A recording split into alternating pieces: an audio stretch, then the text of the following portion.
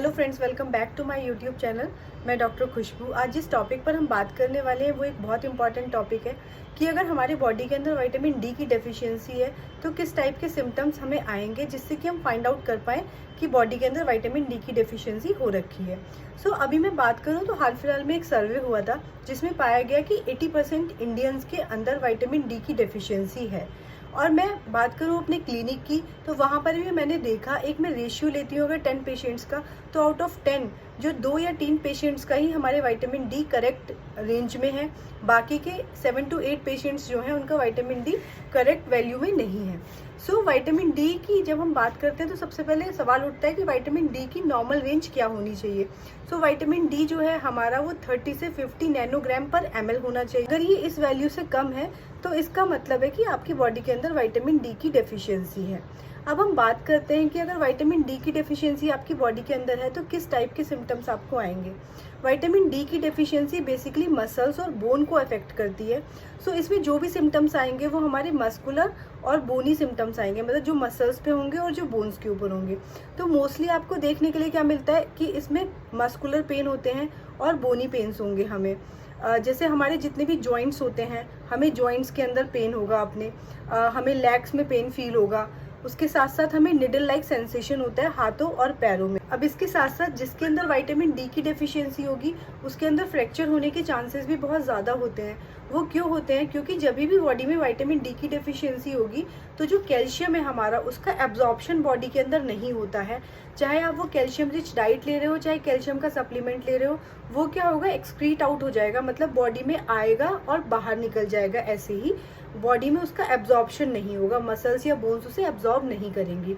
इसलिए भी हमारा विटामिन डी हमें सही रखना चाहिए, क्योंकि कैल्शियम भी अफेक्ट होता है उससे, इसलिए हमारी बोन्स जो होती हैं वो वीक हो जाती हैं और फ्रैक्चर होने के चांसेस बहुत ज़्यादा होते हैं।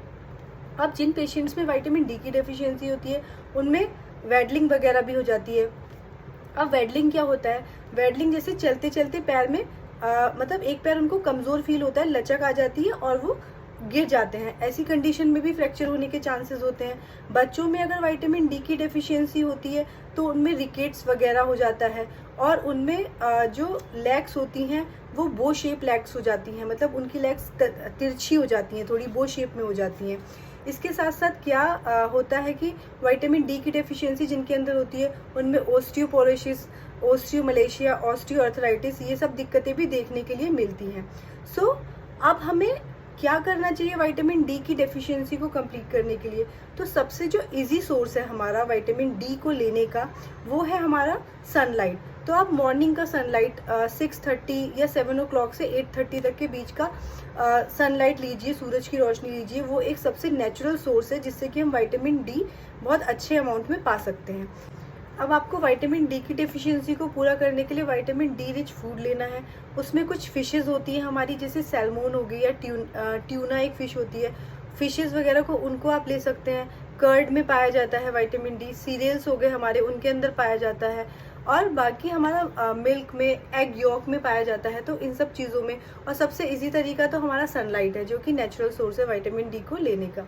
अभी विटामिन डी की डेफिशिएंसी को पूरा करने के लिए मैं आपको कोई होम्योपैथिक सप्लीमेंट नहीं बताऊंगी, क्योंकि it will take time to control that deficiency. तो इसके लिए आप पहले क्या करेंगे कि आप किसी भी केमिस्ट की शॉप पे जाएंगे और विटामिन डी का शैशे दे दीजिए।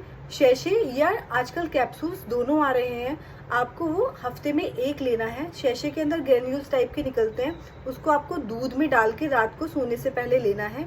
आपको वंस इन अ वीक हफ्ते में एक लेना है, 8 हफ्ते तक लगातार आपको लेना है। फिर उसके बाद आपको महीने में एक कर लेना है इसको। उसके बाद आप अपना विटामिन डी चेक करा सकते हैं। और विटामिन डी का जो हमारा डायग्नोसिस होता है उसके लिए सिंपल ब्लड टेस्ट होता है। ब्लड टेस्ट के थ्रू आपको पता चल जाता है कि आपका विटामिन डी कितना है।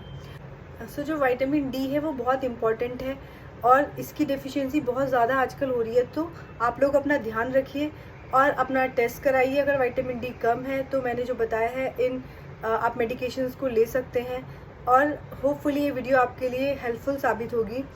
Thank you so much. मेरे वीडियो को लाइक करें, चैनल को सब्सक्राइब करें। फर्दर आगे और जो वीडियो आती हैं उसके लिए आप बेल आइकन को हिट कर सकते हैं जिससे कि आपको आने वाली वीडियोस का पता लग जाए।